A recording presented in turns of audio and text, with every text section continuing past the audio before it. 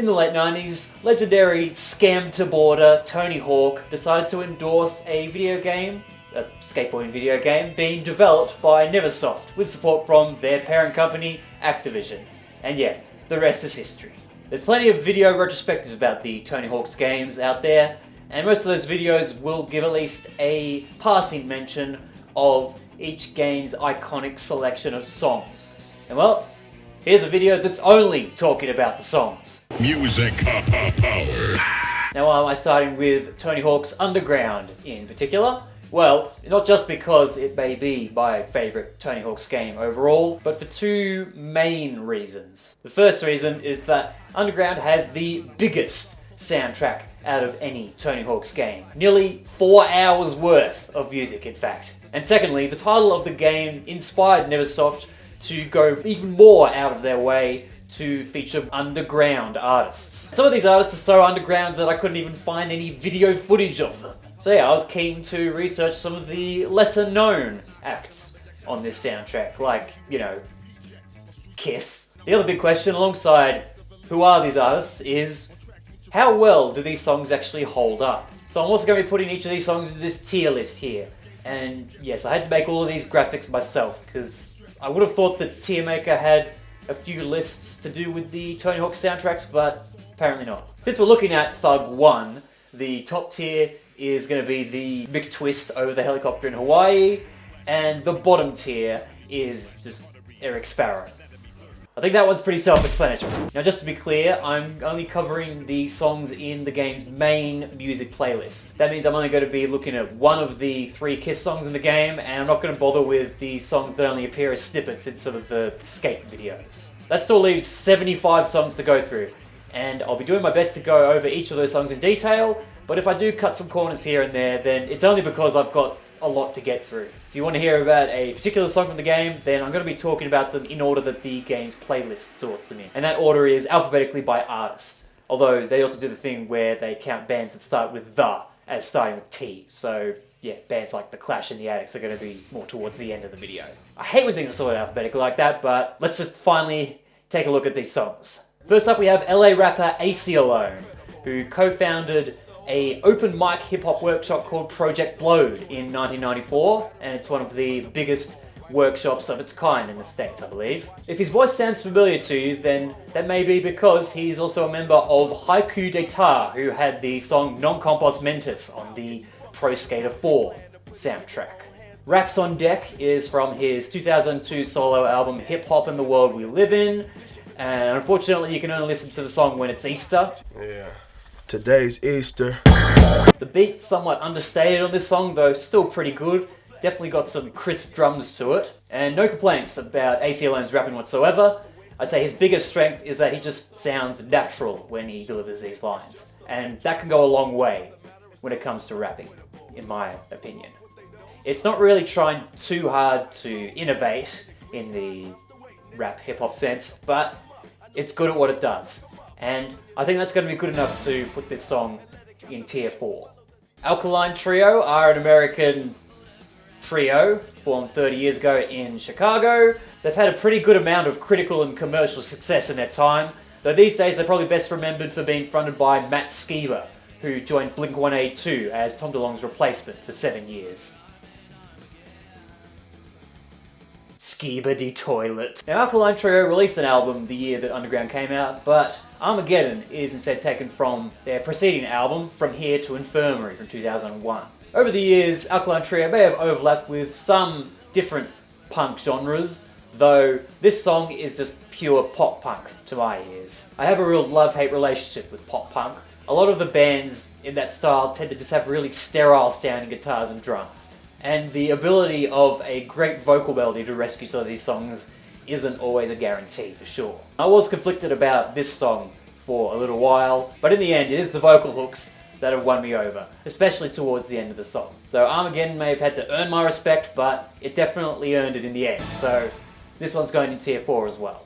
Now we come to the first artist without a Wikipedia page. So his name's Anachron. That's actually his name apparently, it's not just a stage name, and yeah, He was a young jazz prodigy turned rapper slash producer, and also a regular representative at Project Bloat events. Also closely associated with the Living Legends collective that we'll look into a bit later. The first half of this song is dedicated to the beats, using some rather ghostly sounding samples and some of the better turntable scratching that I've heard, I'd say. When Anachron's rapping comes in, he isn't really doing anything too special. In fact, every line is basically delivered the same way. It's like, you know,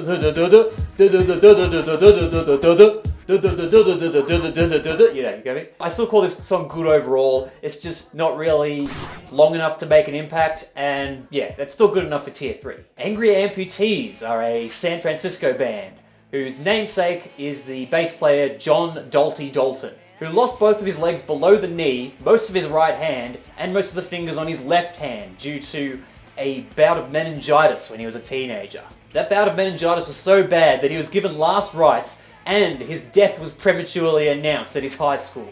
But thankfully he pulled through, formed a band, and released an album called Slut Bomb in 2003, produced by Jack Endino, who also produced the debut Nirvana album and also a bunch of other early Seattle grunge releases as well. Angry Amputees haven't released anything since that debut album, and they've sporadically reunited to do some live performances, including as recently as May this year. In 2004, Dalty also needed surgery to replace the aortic valve in his heart. So yeah, with the health conditions and medical expenses that he's had to deal with throughout the years, it's great that he's both still around and still rocking out. She Said is, yeah, pop punk at heart once again, but there's a rawness to the vocals and the overall production that really takes it to the next level for me. Probably like the ultimate hidden gem on this soundtrack.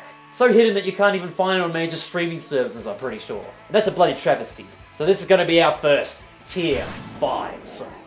Assorted Jelly Beans were an LA band that were the first signing to Kung Fu Records, which was a label founded by fellow Tony Hawk soundtrack alumni, the Vandals. The band released 2 albums in the 90s, and when Thug released, the band had already been split up for 4 years. The band's drummer went on to bigger things, specifically being the drummer of the Aquabats since 2002, but the rest of the members have reformed for very occasional live shows since 2008. I saw a YouTube comment calling Rebel Yell progressive ska punk, and yeah, this song's only 2.5 minutes long, but it feels like at least 3 different songs in one. This song never really stood out that much when I was playing Thug, aside from just feeling it was kind of weird. It's only through hearing it in my own time that's made me realise just how nutty this song is, in mostly a good way. So Rebel Yell is another one that's good for tier 4.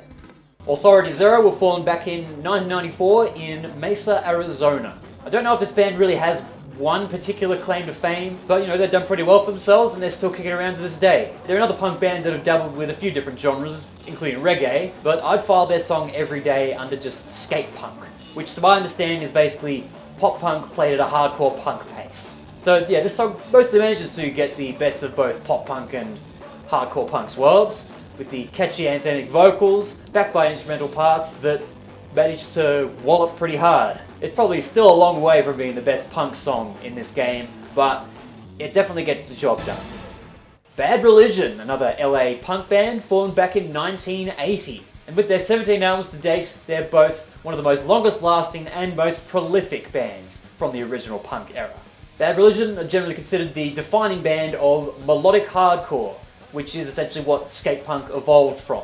So yeah, they typically play at a breakneck pace, though vocalist Greg Graffin has only ever been interested in singing.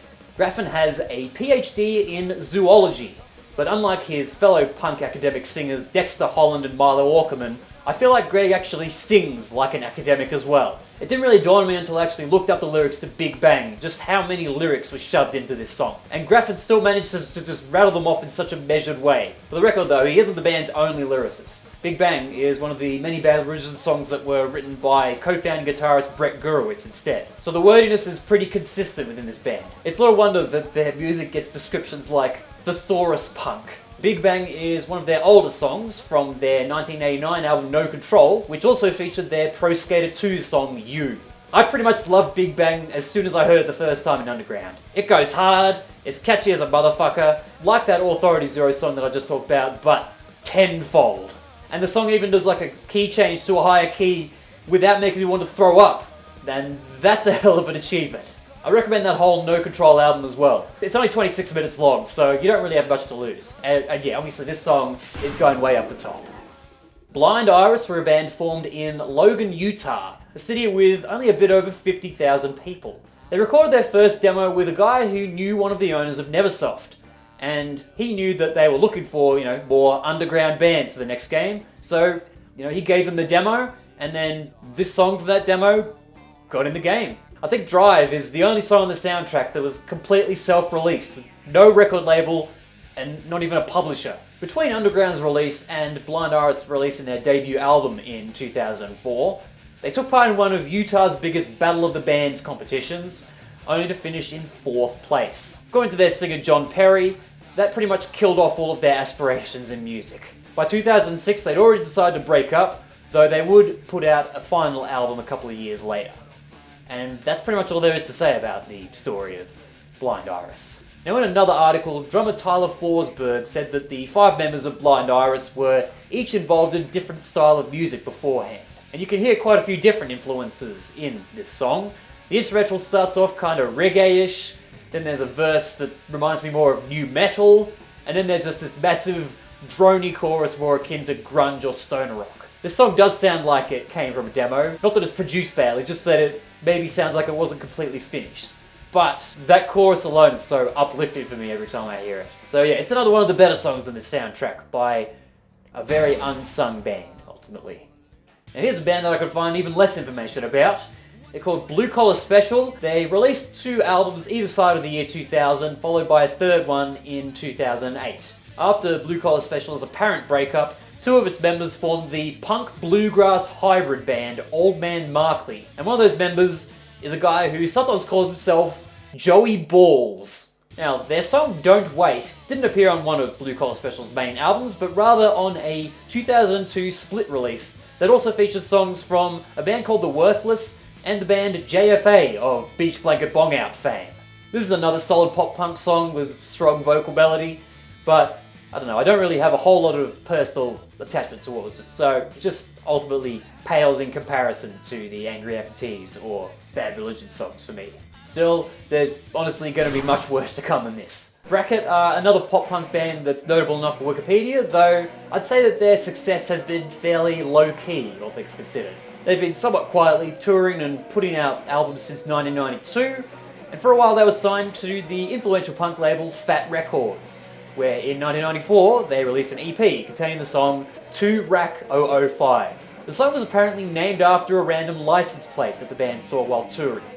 So it's funny that a song with such a throwaway title is now their best remembered song. Bracket have described themselves as too melodic to be punk and too punk to be pop. They put out a 70-minute long song in 2016, so they've been branching out quite a bit over the years. However, 2 Rack 005 is a pretty textbook example of straight pop punk. And it's also a textbook example of good shit! So even though this song is kind of generic, which makes it a bit harder to really break down the song, it's just a fucking great song. So, welcome to the Tier 5 bracket. I guess you kind of deserve better, but hey, you've done alright in the end, so they probably wouldn't be complaining either way.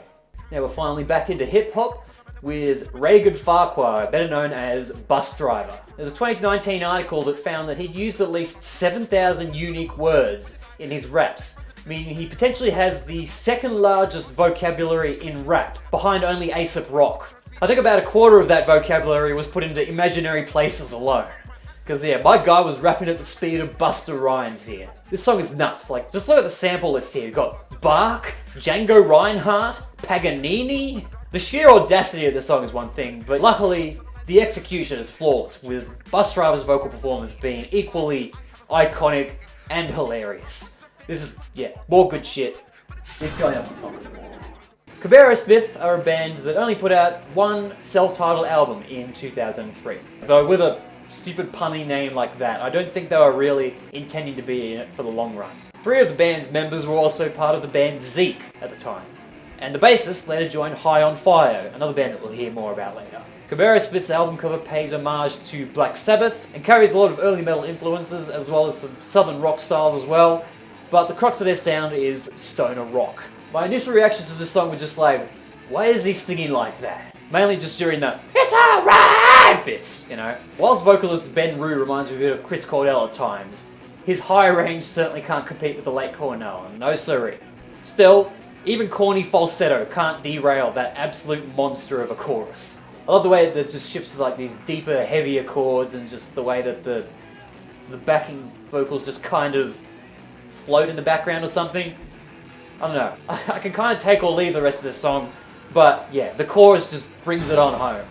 Now we've got a song that's so good it managed to spawn the remaster of Pro Skater 3 and 4. Iron Galaxy by the New York duo Cannibal Ox, whose debut 2001 album was produced by LP of Run the Jewels fame. Iron Galaxy was the opening track on that album, and it stands out from the other hip-hop cuts on this soundtrack through its more drawn-out delivery and spacey vibes. In fact, it's so drawn out, I think it's either the third or fourth longest song in the whole game.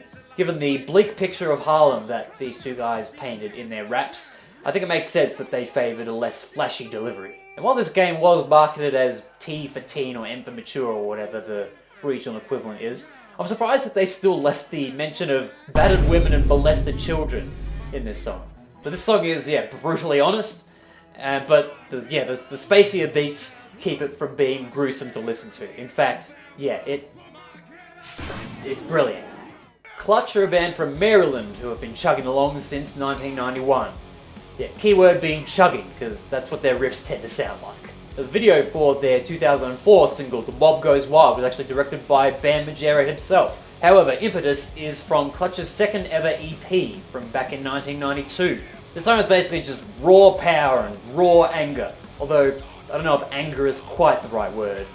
The song has Neil Fallon repeatedly shouting, "I will not relent, I'm driven," so it might just be like a general pep talk kind of song.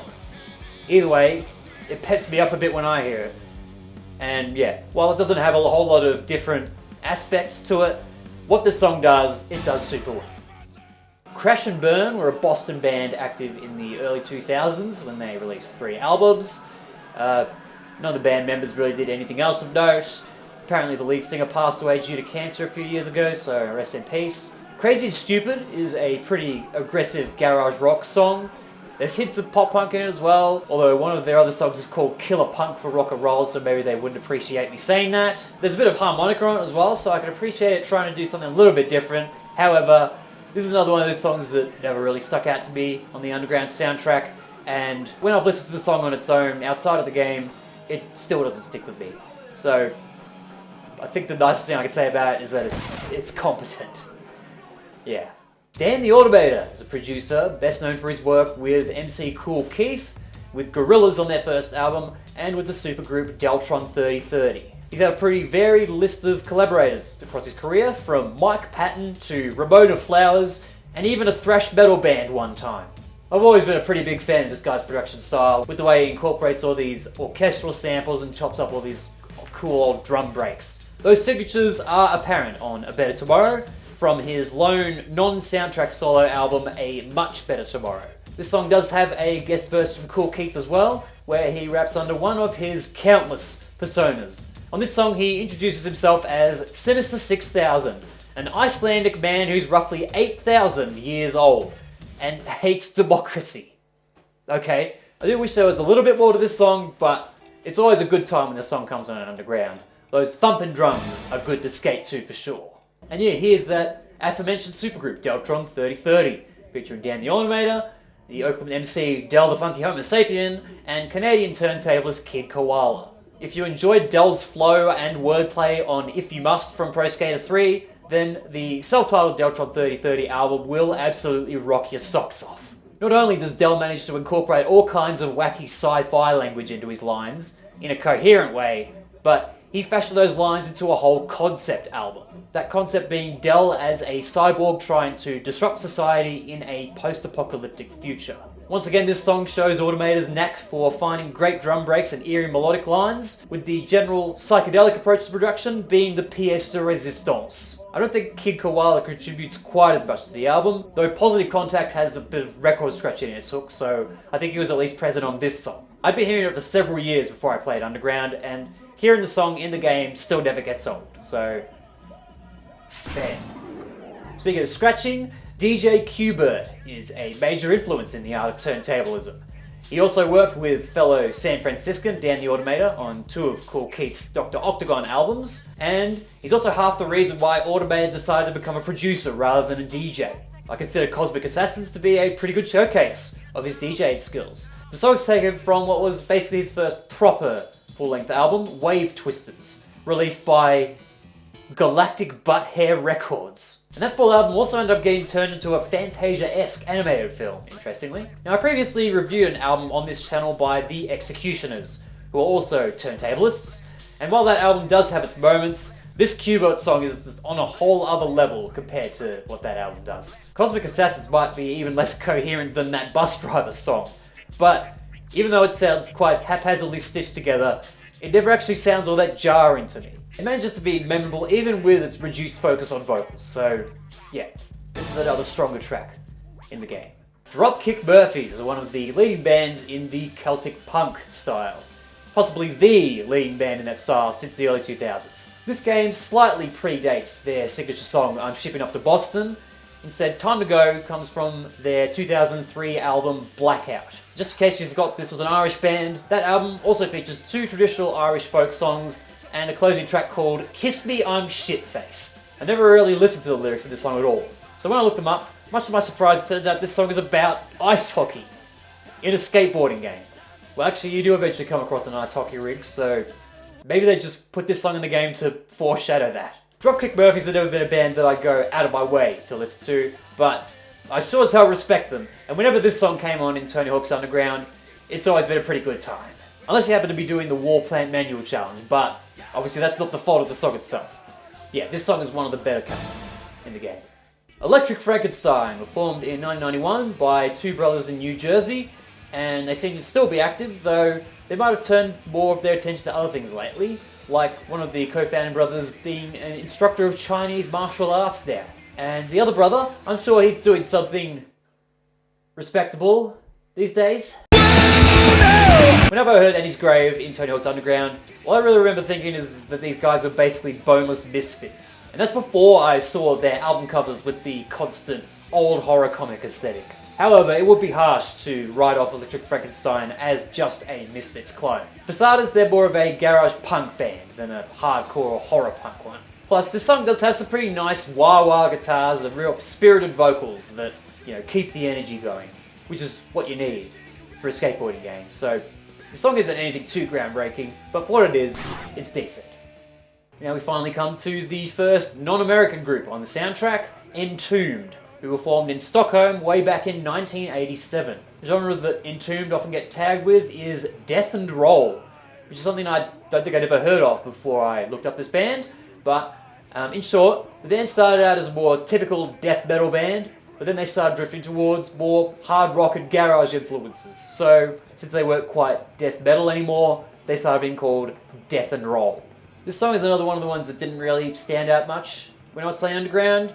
I guess because even though it's one of the heavier songs on here, it mostly just chugs at one or two chords while the singer growls in a near monotone. I still reckon it's a perfectly fine song, and as someone who isn't really geared towards the more extreme genres of metal, that could be considered a pretty high compliment.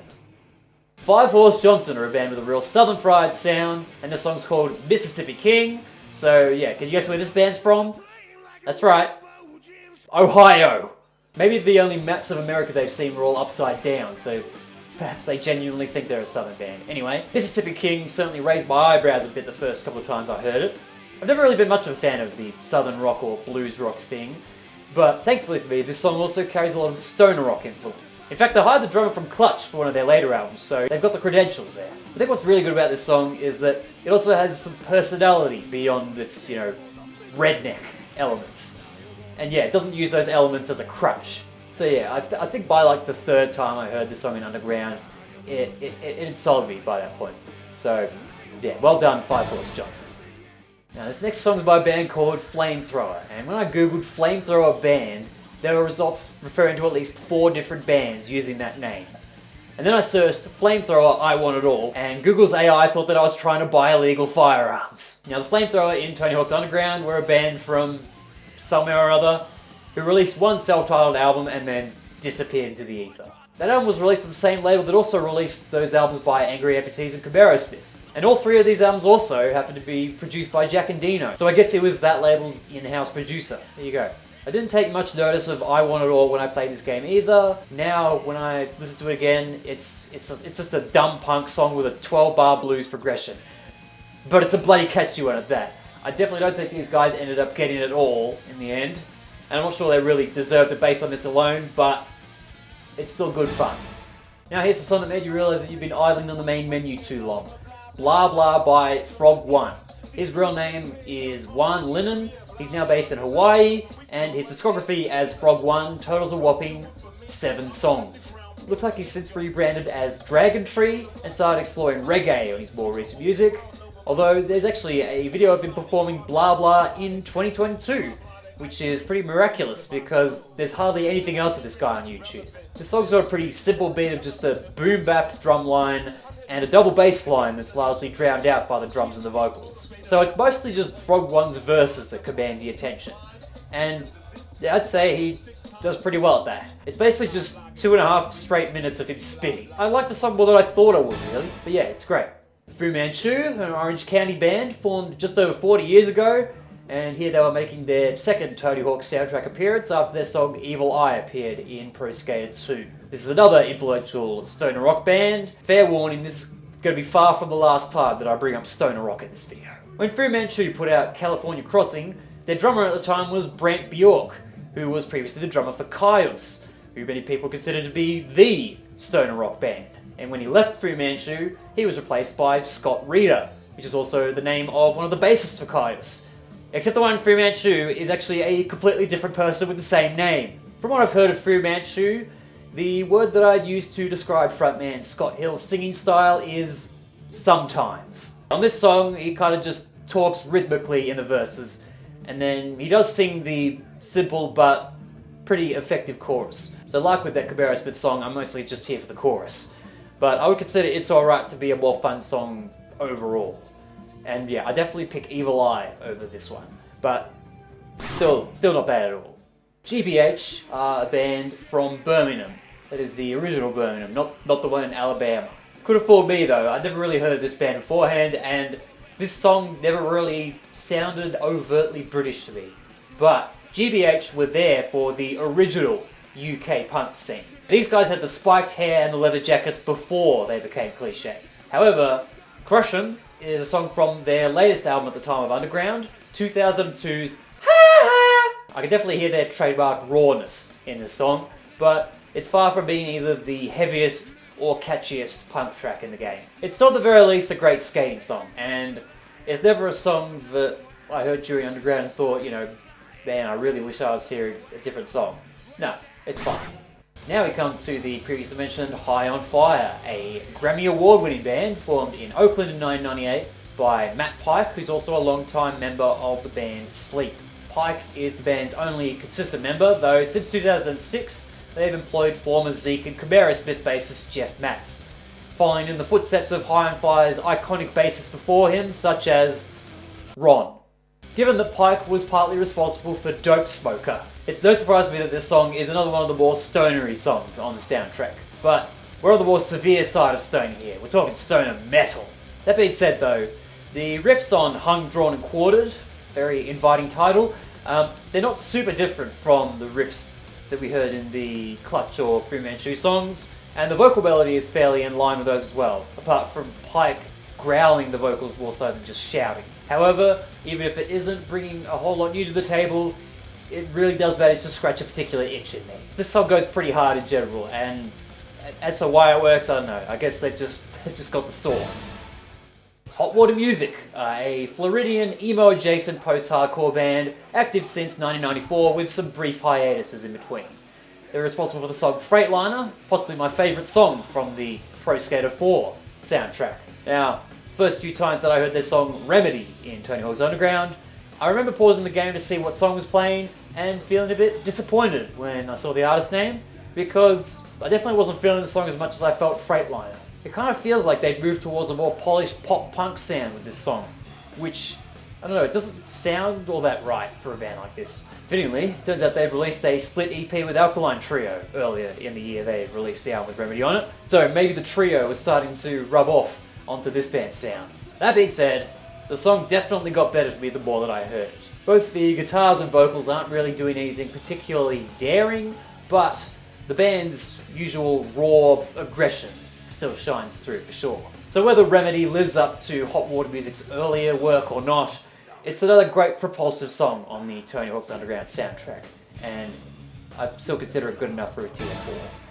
In Flames are another Swedish metal band, and unlike Entombed, this song represents death metal in the more traditional sense. Embody the Invisible is the lead track from In Flames' 1999 album Colony, and the album was primarily written by two members. One was the vocalist Anders Fridén, who is still playing with the band since joining it 3 decades ago, and guitarist Jesper Stromblad, who isn't, though he was the only remaining co-founder when he quit the band in 2010. So for the last 16 or so years, In Flames have been active with 0 original members. And even more unusually, 60% of the band is American now.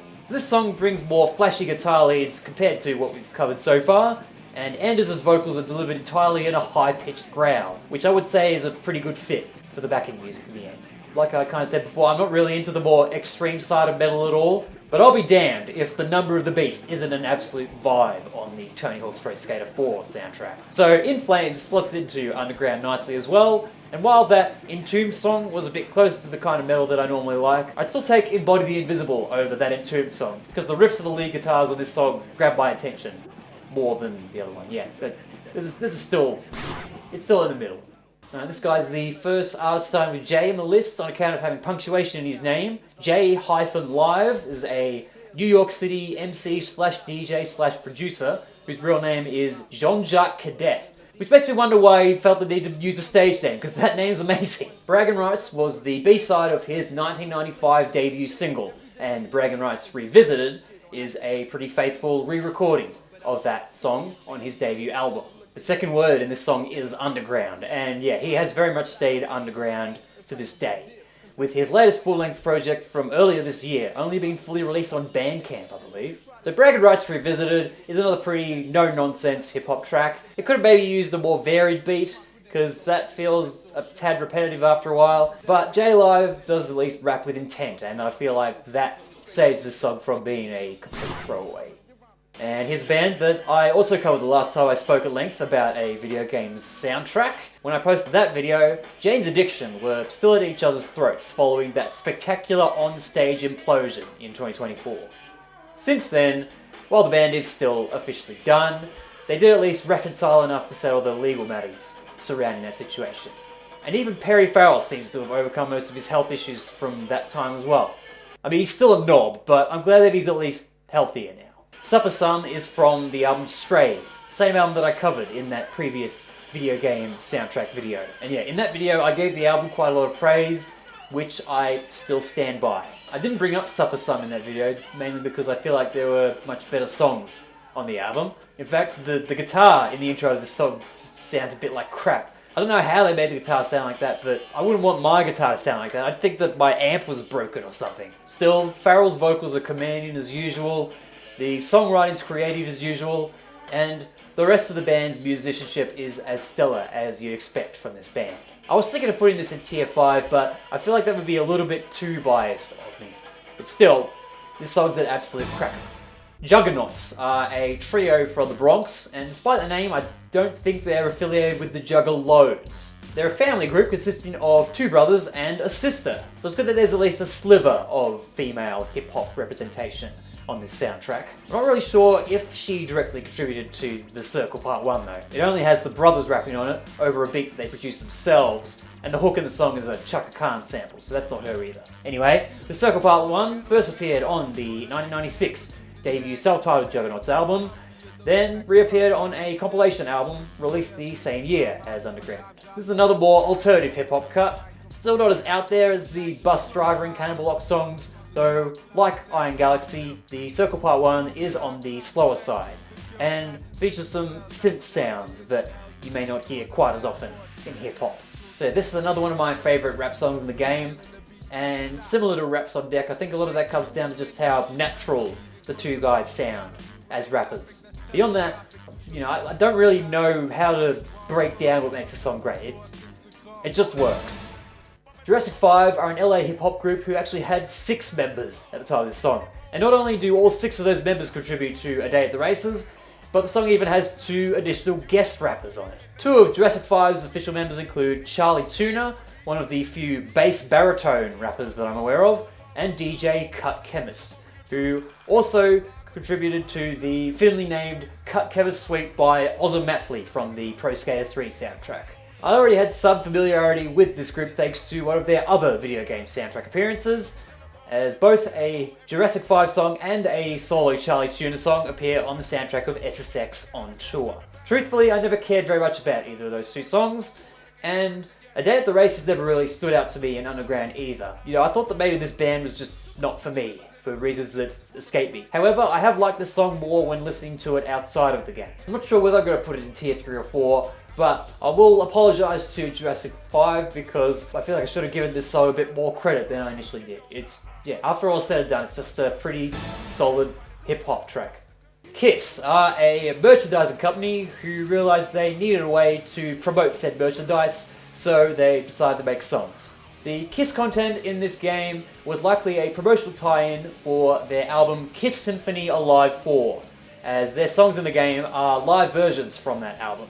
And the Hotter Than Hell level is also set in Australia, which is where those Kiss Symphony concerts were performed. It's questionable enough that the game was trying to shove Kiss down our throats this much, but what I find more questionable is the choice of Rock and Roll All Night as the song from this Kiss Symphony thing that plays throughout the game. Because this particular performance involves the band spending about a minute and a half calling for the crowd to sing and clap along and just repeat the chorus 10 times, and then it spends another minute doing the whole big rock ending. The studio version of Rock and Roll All Night is about 2.5 minutes long. Meanwhile, this version goes for over 7 minutes. Just for the sake of accuracy, I'm going to point out that the full 7.5 minutes doesn't play in Tony Hawk's Underground.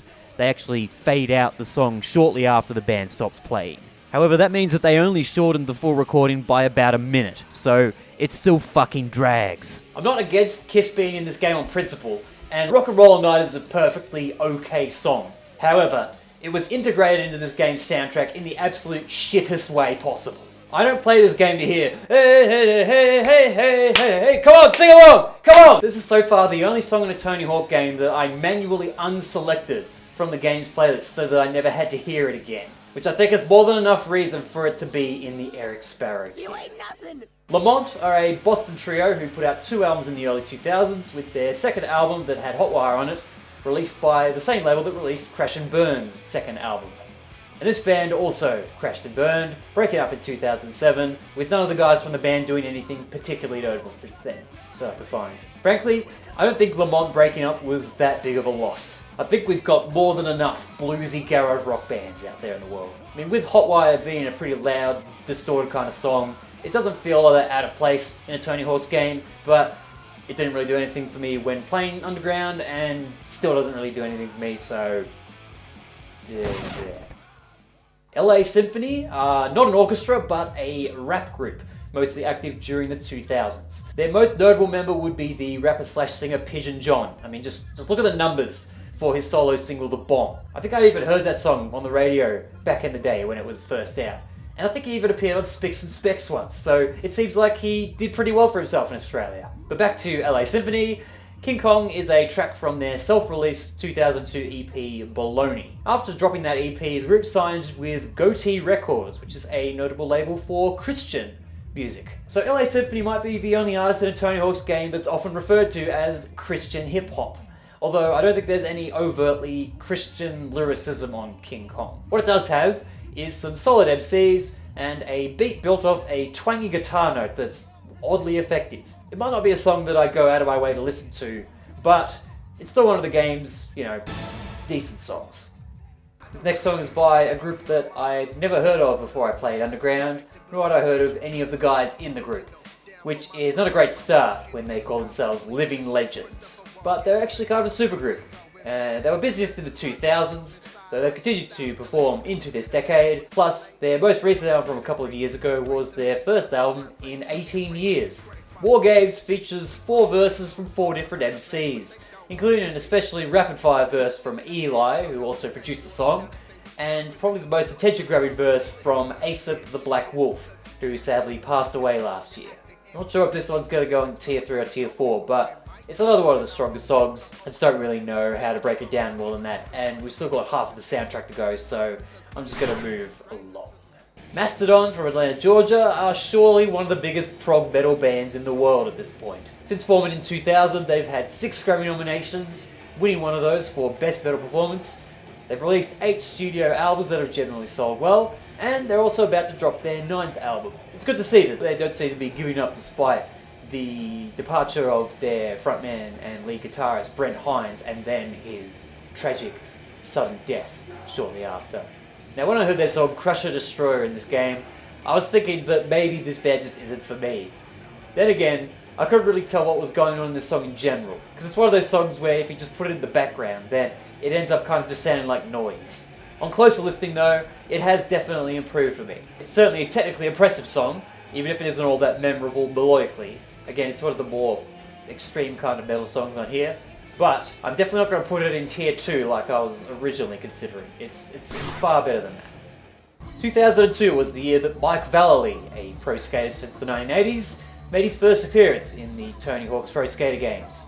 It was also the year that his second career as a musician really started to take off. His band Mike V and the Rats appear not just in Underground, but the next 2 Tony Hawk's games after this, despite the fact that they've only ever made 11 songs. Part of the reason that the Rats have been largely inactive would be down to Mike V becoming the lead singer of Black Flag from 2013 to 2025, making him somehow the band's second longest serving member, even though he's never even appeared on any of their albums. That's still just a bizarre piece of trivia to me. The Days by Mike V and the Rats is a song about how cool it is to be both a skateboarder and a musician. Though even though he's shouting in a kind of angry manner, he sounds more like he's grateful for the whole thing rather than just rubbing it in your face, you know.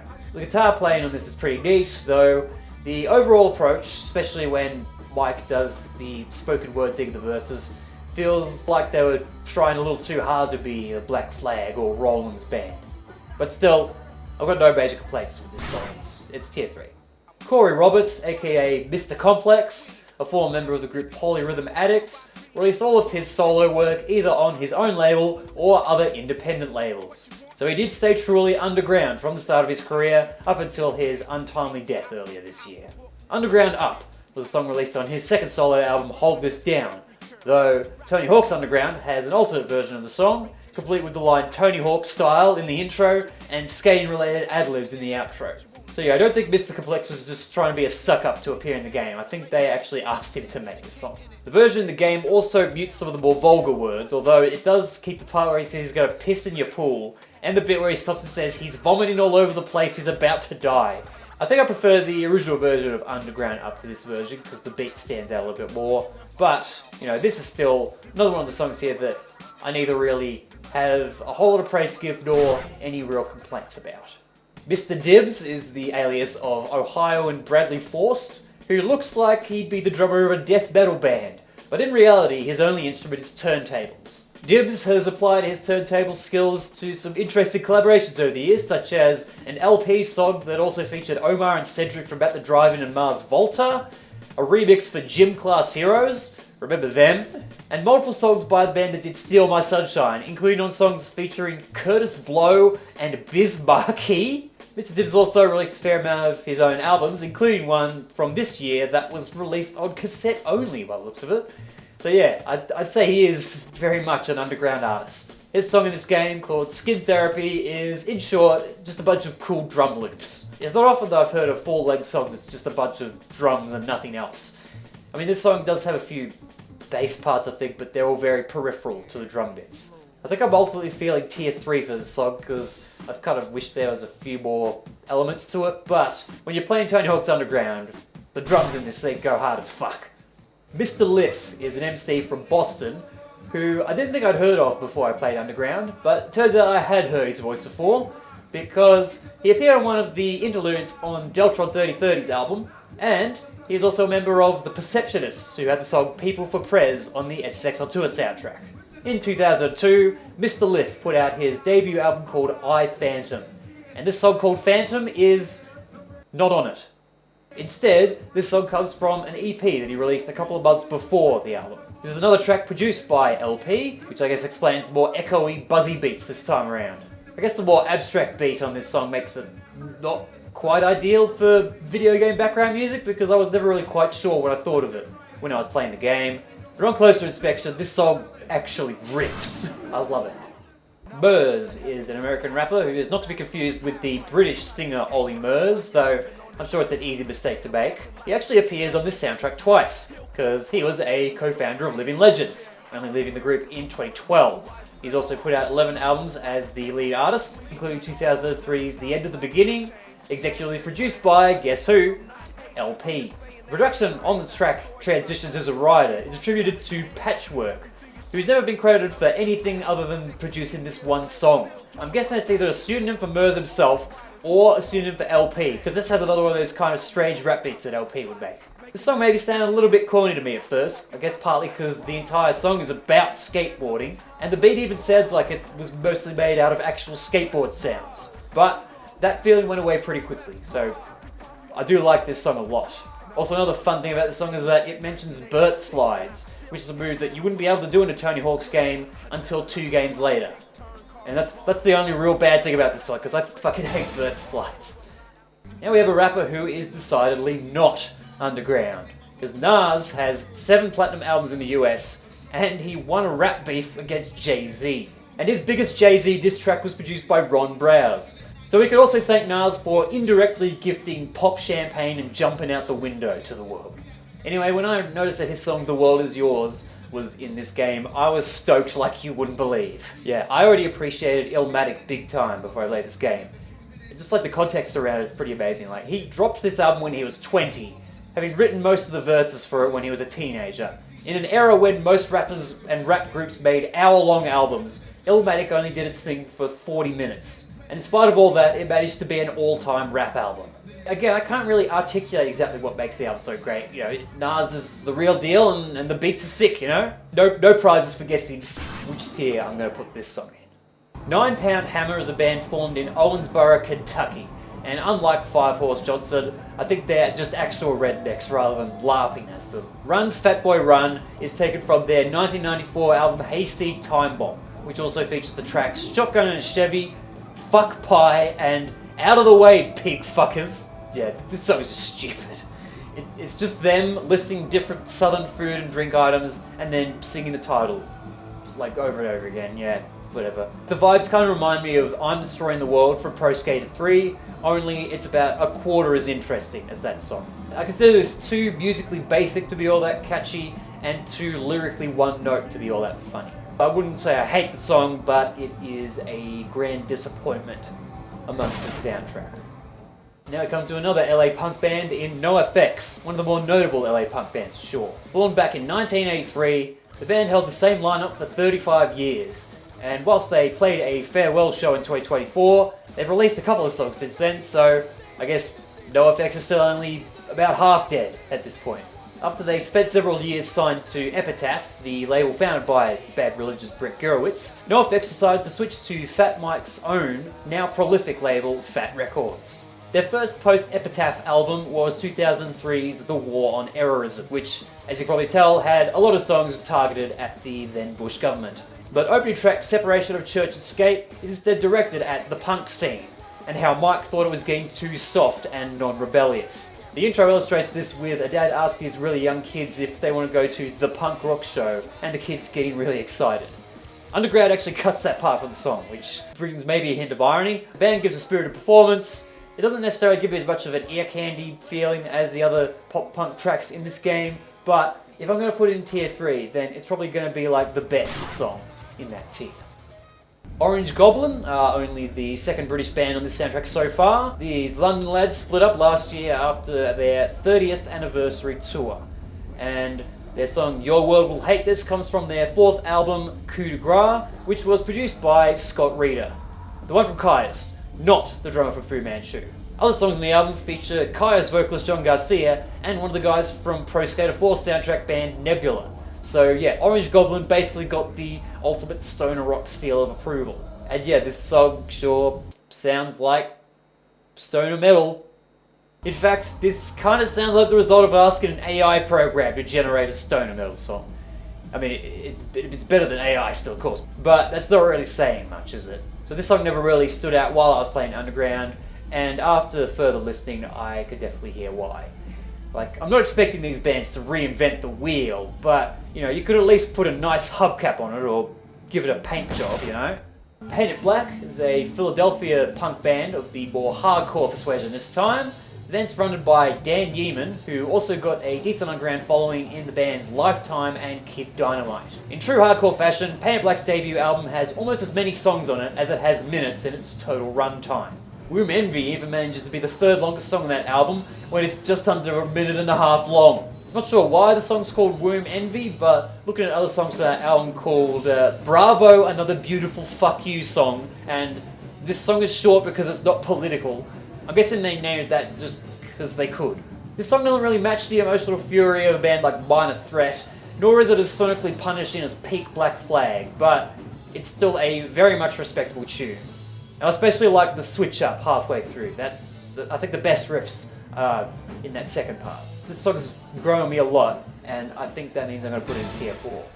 People Under the Stairs is an LA hip-hop duo that was active from 1997 to 2019. The duo shares its name with a Wes Craven film, though they claim they hadn't heard of the film at the time they named their project. They instead came up with the name to reflect their focus on music above all else. Still, they did end up managing to perform at Glastonbury Festival and gain notable fans like Mac Miller, who sampled one of their beats on his song also called People Under the Stairs. One half of the duo was Double K, who befriended some of the Living Legends crew in high school and even produced the beat for Burz's first ever solo song. Double K passed away in 2021, garnering tributes from the likes of Public Enemy's Chuck D and Immortal Technique.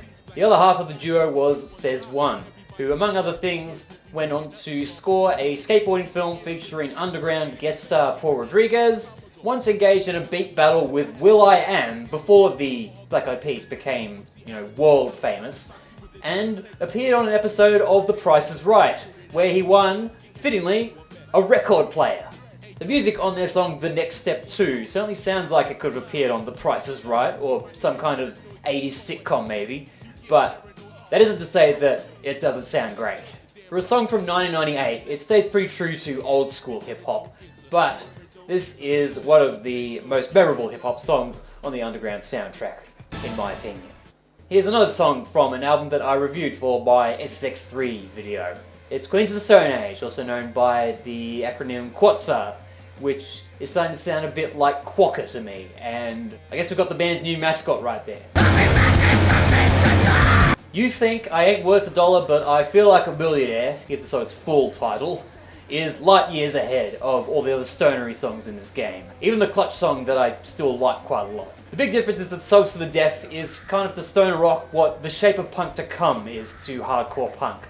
And even though Millionaire is pretty true to the more traditional stonery sound, he still does more than just, batter you with low frequencies the whole time. Plus, it has Nick Oliveri delivering what is surely the most feral vocal performance in the whole game. Yeah, obviously, tier 5, enough said. This next project ties into the hip-hop production heavyweight Madlib, best known for his collaborations with MF Doom, Freddie Gibbs, and for the Tony Hawk heads, producing for Loot Pack, who did the song When I'm Under Mike from the Pro Skater 4 soundtrack. Like Charlie Tuna from Jurassic 5, Madlib has a fairly deep voice, though when he raps, he often speeds his voice up to create his alter ego, Quasimodo. So yeah, already being a fan of Mad Villainy before I played this game, it was pretty cool to find out that Lord Quaz was in this. Though shockingly, Low Class Conspiracy didn't really do all that much for me when I initially heard it. I also genuinely considered putting this song in tier 2 at one point because it felt that disappointing. However, I have since heard the full debut Quasimodo album featuring Low Class Conspiracy, and I dig that album as a whole, so I guess this song just works better in the context of that album than in the Underground soundtrack. Even though I feel like we've heard a lot better from Madlib over the years, this song has definitely grown me to the point that, it's just decent enough. Now we have Long Island rapper R.A. the Rugged Man, proclaiming to be king of the underground, though he was pretty close to being above ground at one point. He gained the respect of Notorious B.I.G. after they teamed up on a song called Renaissance, and performed Chris Jericho's theme song on a popular WWE album in 2000. but the vast majority of his releases have been on independent labels. Meanwhile, this song, which is also about skateboarding and has multiple shoutouts to the Birdman himself, appears to have been recorded exclusively for the game, which makes it really weird that they ended up putting the Jurassic 5 song during the intro instead. If you want to go stream the song on Spotify or Apple Music, I don't think it's there at all. And on YouTube, some random shitbag is pretending that he has the copyright to the song. Mate, tens of millions of people have played this game. You're not fooling anyone. King of the Underground has a simple, repetitive beat, but it's a pretty damn effective beat at that. And certain rappers might come off corny if they rap some of these lines, but I think Rugged Man really sells the whole thing anyways. So yeah, king or not, he has another one of my favourite rap songs in this game. First time I was playing Tony Hawk's Underground, I was setting up my fugly ass character, and the second song that came on when I was doing that was New Noise by Refused. At that moment, I knew that I was probably going to love this game. Swedish hardcore band Refused had split up 5 years before Underground's release, after the muted reception of their highly experimental Shape of Punk to Come album. But that album would gain much more appreciation in the following years, leading to a reunion in 2012, and then eventually providing the music for Keanu Reeves' band in Cyberpunk 2077. They did their farewell tour in 2025, and I was there for their last ever headline show outside of Sweden. It's mentioned on their Wikipedia page and everything. So I basically witnessed a historical event. And whilst I normally don't consider a band's most popular song to be their best one, I don't think Refused have ever topped New Noise. Most of that album just wallops, and yeah, New Noise is no exception. Yeah, you know where it's going at least.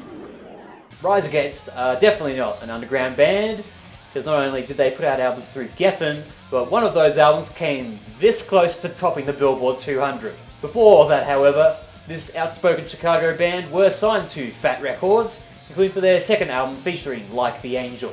Rise Against are no strangers to video game soundtracks, so I'd already heard a number of their songs before I played this game, and I could pretty confidently say from those that this band really isn't for me in general. My biggest problem is that for a band that are at least hardcore adjacent, production-wise, their songs just sound really flat to me. Crazy thing is, the main producer for most of their albums, including this one, was Bill Stevenson. And you'd think the guy from Descendants, who also played in Black Flag for 2 years, would know how to mix a punk album. But hey, these guys are more than talented enough for me to not feel any real contempt for this song. It's got a pretty nice chorus, and an even nicer solo bass intro. And that's gonna at least put it in tier 3. The Rubber City Rebels are a band hailing from Akron, Ohio, the rubber capital of the United States, hence their name. They formed during the original era of punk, rubbing shoulders with fellow Akronite Steve-O, as well as the Dead Boys from nearby Cleveland. They ended up signing to Capitol Records with help from the lead singer of The Knack, and their debut 1980 album, Through Capitol, is a take on punk that's heavily indebted to power pop. Things went fairly quiet in the Rebels camp after that album though, with over 20 years passing before they finally released their second album, Pierced by Brain. The song Pierced by Brain is more straight punk than power pop, I'd say. And you know what else it is? A bit shit. Sorry. Maybe this isn't any more dumb than that Flamethrower song I talked about before, but I want it all at least feel sincere. This song kind of feels like forced stupidity. Plus, Flamethrower at least had some kind of crunchy guitars. I don't really hear anything notable in the instrumental to Pierced by Brain, honestly. But would I still listen to this over an endless version of Rock and Roll All Night? Yeah, sure. Now when I was playing Underground, I thought that this next band was another one of those stoner bands I hadn't heard of, because all I really heard was distorted bassy guitars. I might have thought otherwise if I'd known that SOD is short for Stormtroopers of Death. But yeah, the game just renders their name like SOD, which is a very unmetal sounding name. This band is actually a side project of Anthrax, one of the big four of thrash metal. SOD was an outlet for them to just take the piss a bit more, and also greater explore hardcore punk, creating a style now known as crossover thrash. The track list for the debut Stormtroopers of Death album almost reads like a Pink Guy album, complete with a song called KYS. And then there's Milk, which is about having no milk. As in cow's milk. No euphemism. This song's maybe a little too silly and predictable for my liking, but it certainly makes for an entertaining listen, and that goes a long way when it comes to doing my ranking, at least. Circle of Fear comes from Smokeblow's 2003 album German Angst, named because they are from, of course, German New York. Now obviously they're from Germany. And beyond their Tony Hawk's Underground appearance, I think their following is mostly restricted to their home country. Smokeblows members are known by aliases including Grief Hellhammer, Kentucky, and this one that apparently translates to MC Stray Dog. Circle of Fear brings some pretty chunky guitar riffs, though I think Smokeblow are generally considered more of a hardcore punk band. And this song definitely does bring a fair amount of hardcore energy. I think I do remember enjoying this song quite a bit when I was playing the game, but I don't think it was until revisiting the song afterwards that I just realised how sick this song is. The riffs are sick, the chorus especially brings a great tune, and the whole thing just has this, great, thick, roaring sound. The song only runs for 2 minutes, but I guess it doesn't really need to run for that much longer, so talk about German efficiency. This is another massively underrated song in this game.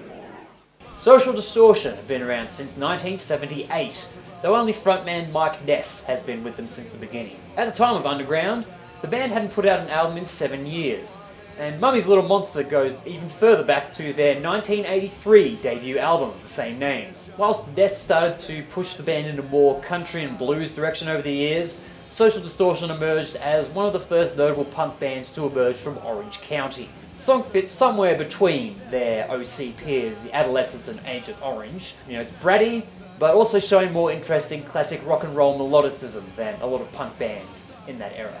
And it managed to do that without coming off corny, so at a bare minimum this is tier 4 for sure.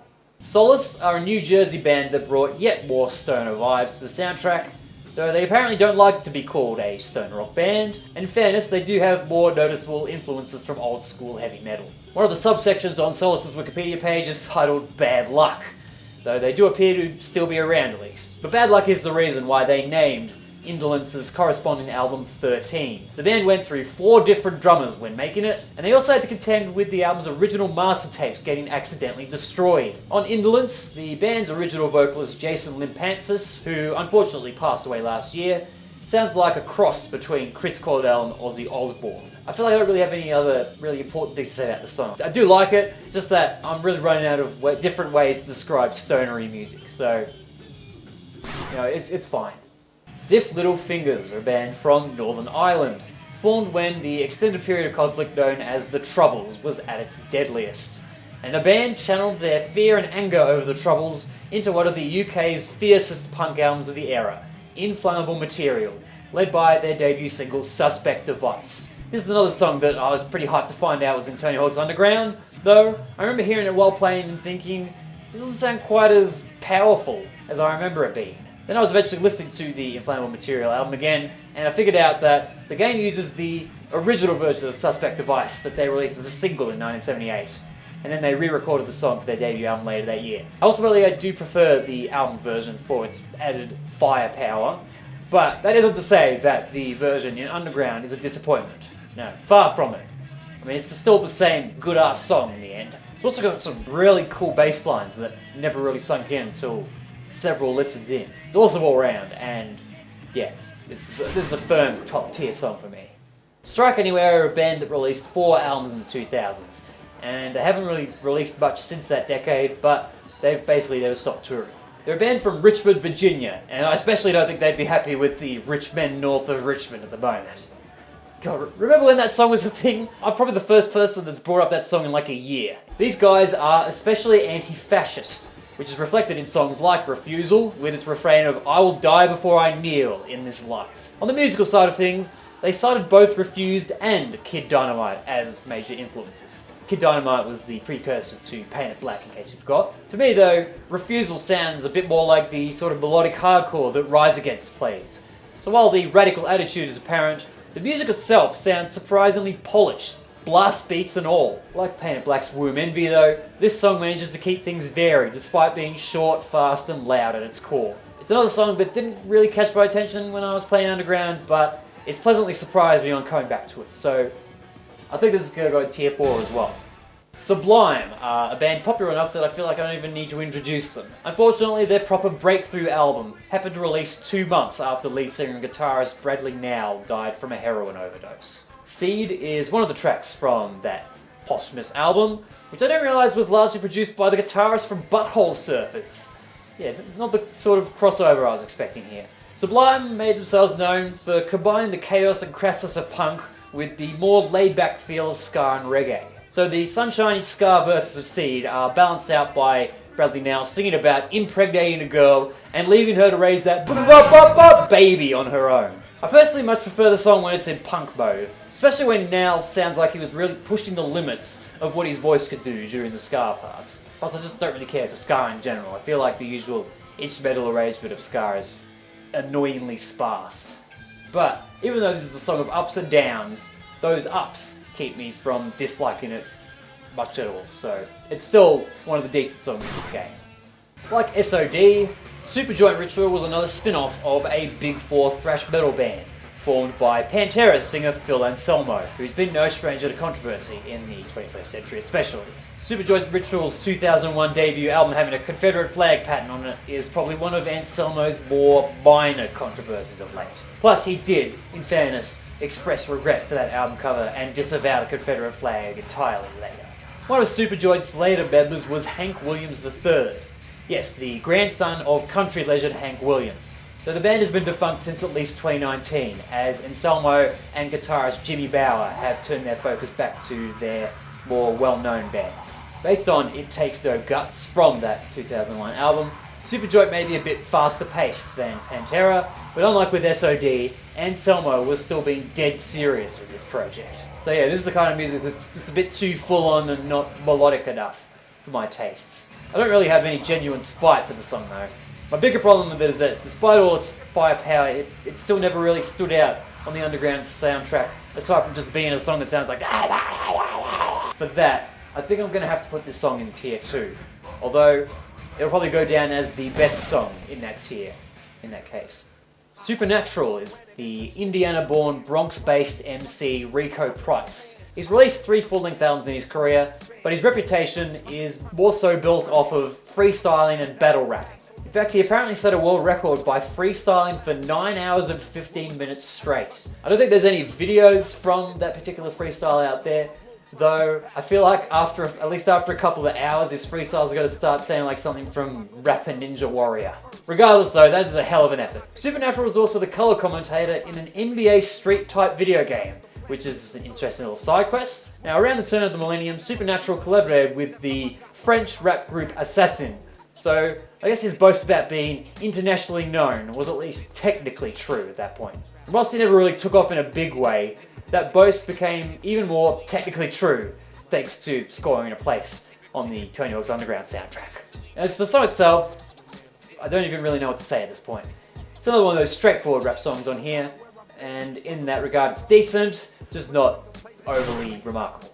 The Addicts are a punk band formed in Ipswich in southeast England with a well-known droog aesthetic. That is to say, they've got the white suits and the bowler hats, a la Clockwork Orange. Though instead of just the eyeliner around one eye, their lead singer, Monkey, instead does the full Joker-style black and white face paint.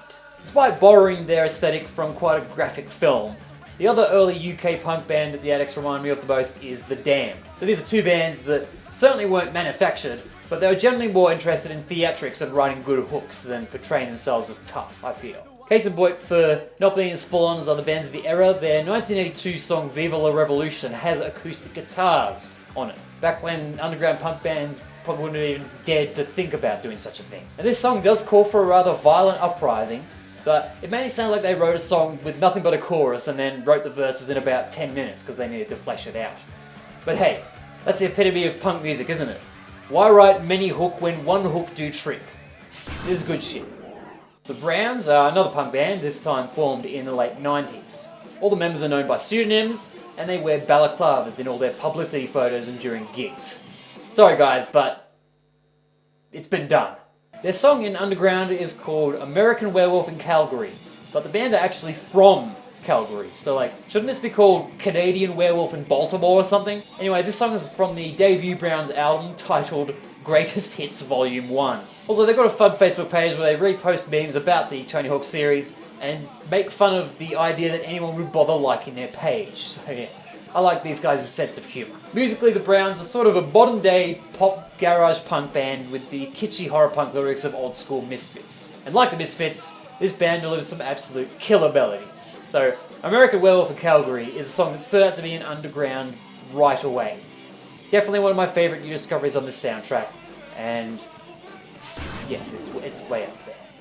The Clash are a band that I definitely don't need to introduce. I mean, the American Wasteland soundtrack album is an homage to their album London Calling. Obviously, you know who the Clash are. Speaking of London Calling, damn good album. However, the two Clash albums that preceded that one had a bit more of a bare bones sound. And when I first listened to their 1977 self-titled debut album, I wasn't really convinced by it at all. In fact, I remember switching to something else about halfway through. I did like the album a bit more when I heard it a second time, but hearing White Riot in Underground was the first time that I'd heard anything from that album in a while. And I was starting to question whether early Clash really was that good after all. This certainly might be one of the most dumbed down songs that the Clash ever wrote. However, I ultimately still don't think it's a bad song. I just think that the Clash had a lot of other songs that would have fit better in this game.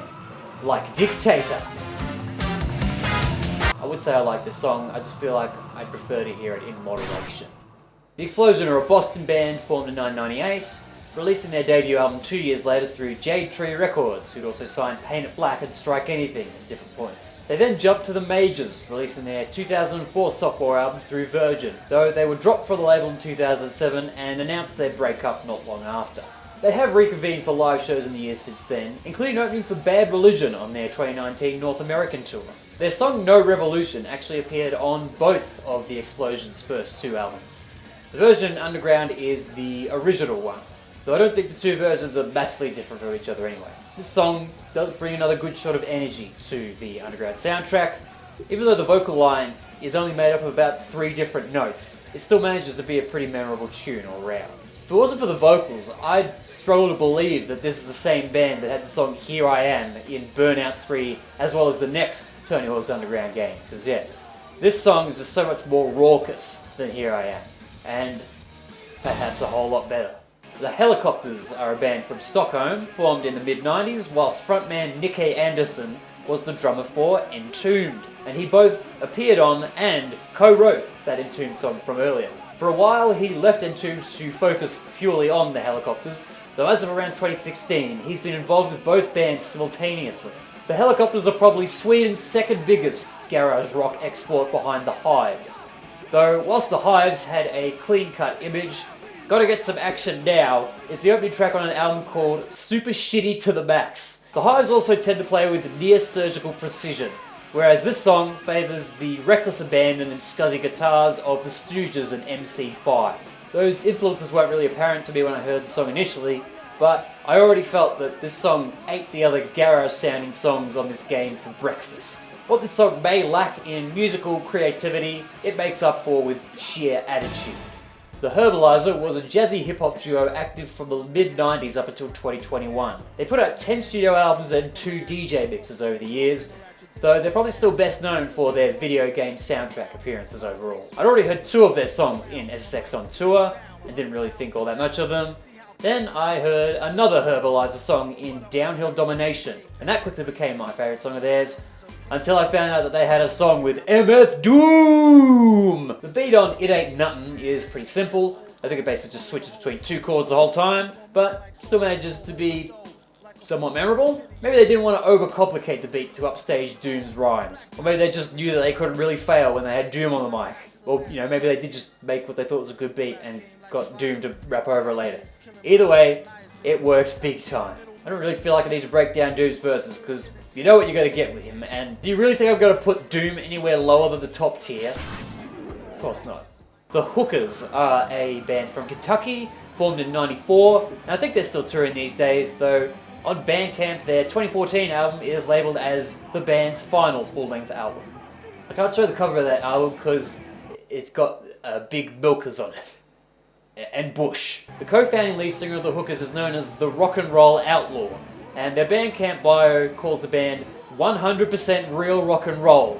No Swedish songwriters, no trap hi-hats. It's no surprise to me that the Hookers did a split release with Electric Frankenstein, which included this song, The Legend of Black Thunder. Now, this is another song that didn't stick in my head when I was playing Underground, and I was very weary about revisiting the song because they're called the Hookers, for crying out loud. But much to my surprise, I think it's pretty good. Even though this is another one of the more predictable rock songs in the game, and I'm pretty sure the guitar solo is played in the wrong key, it's still loud and high energy, so it again fulfills the role of a Tony Hawk soundtrack song pretty damn well. The Midnight Evils are a Minneapolis band formed in the late 90s. They had one of John Peel's Records of the Month in 2003, and even got to record a Peel session later that year. But after their third album in 2005, they pretty much just vanished. And I don't think you could even legally stream any of their albums these days. Loaded and Lonely comes from that Peel-approved album, Straight to a Warning, and yeah, it's another pretty stock standard garage rocker. You got bluesy guitars, you got a singer that yells like the guy from Zeke, and the drums playing a simple but faster driving beat a la Motorhead. It doesn't have the same level of sauce as the Helicopters, probably not even the Hookers for that matter, but it's still passionate enough to avoid coming off as insipid to my ears, so I won't rank it too harsh or anything. The Transplants are an LA supergroup featuring Tim Armstrong of Rancid, Travis Barker of Blink-182, and Skinhead Rob, also of Rancid.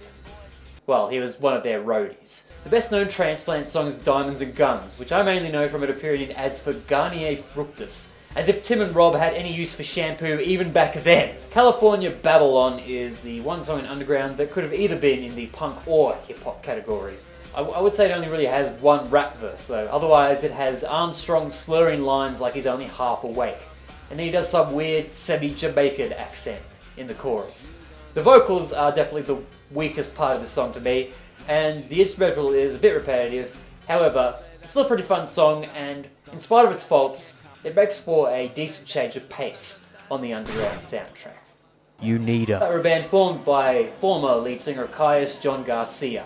And I think Garcia is still technically a member of this band, though we've been touring without him for quite a while now, as Garcia tours with his solo band instead. After they released their debut album in 1999, the band signed to Rick Rubin's label and made a second album that cost about $500,000 to record. And then the label decided that they didn't want to release it. So that album has ultimately just been sold as handmade CDs at some of the band's live shows. I didn't know who Unida was before I heard this song. I didn't realise that John Garcia himself was in them. But my initial thoughts were less, wow, this sounds a lot like Caius, and more like, wow, these guys really want to sound like Caius, huh? Whilst Garcia certainly isn't the worst singer around, he's a long way from being the most inventive vocalist. And this song as a whole is not all that inventive, I would say. I feel like I got a bit sick of hearing this song in Underground, though after going back over the whole soundtrack, I feel like I would still very much take this song over that Orange Goblin song. Of course, it already had stuck in my mind more than that Orange Goblin song. Plus, the guitar solo is pretty neat, even if it's just a bunch of pentatonic blues licks or whatever. Also, it's hard to forget a song called That. I still don't really want to say it out loud, but I think this song barely gets into the middle tier for me. And now, finally rounding things out, we have Wild Child, the MC for the previously mentioned Loot Pack. Now, Loot Pack only released the one proper album, but Wild Child also teamed up with Madlib on his 2003 debut album, Secondary Protocol. His debut album also has a guest verse from AC Alone, the first artist that I covered in this video, so we've come full circle. It also has some tracks produced by Oh No, who is Madlib's brother, and his real name is Michael Jackson. So yeah, I guess the stage name was kind of a necessity there. As it would have been for Wild Child, because his real name is Jack Brown. By the way, I'm sure he's proud of his son, Miles Brown, who appeared on Ellen when he was 5, and then played one of the main family members in Blackish. So yeah, his dad might still be underground, but Miles certainly isn't. Anyway, on the song Secondary Protocol, Wild Child almost sounds like a completely different person to the guy that was rapping when I'm on the mic. On that song, he was more laid back and singing half the time, whereas here, he's just spitting hard and fast. As usual, Madlib provides solid production on this song, though the best beat flipping stuff is only on the full version of the song. Only about half of it plays in Underground. Once again, this is a song that isn't really trying to challenge the hip-hop norms, but it excels at the fundamentals of the genre, so I think it's good enough for tier 4. To round out the video, here's my Tony Hawk's Underground soundtrack tier list in full, this time with the songs arranged roughly in order from best to worst. So out of the 75 songs on the game's core soundtrack, only a handful of them are truly disappointing to me, and I only find one of them to be genuinely annoying. Plus, not only do I think that most of the soundtrack's good, but I consider more than half of these songs to be really good. Shout out again to Phantom by Mr. Liff. The electronic production on that song is amazing, and it's just a great song all around. It might be the only super worthwhile song on Mr. Liff's Emergency Rations EP, but his I Phantom album is also definitely worth checking out. As is that Smoke Blow album with Circle of Fear on it, because the whole thing just fucking rocks. The Juggernauts are one of my favourite discoveries through this game as well. That compilation of theirs that I referenced is full of some surprisingly solid rap songs. And once again, do go check out Bad Religion's No Control album, especially if you want to hear some fast pounding punk combined with some damn near masterful vocal melodies. I'm going to start wrapping up the video now.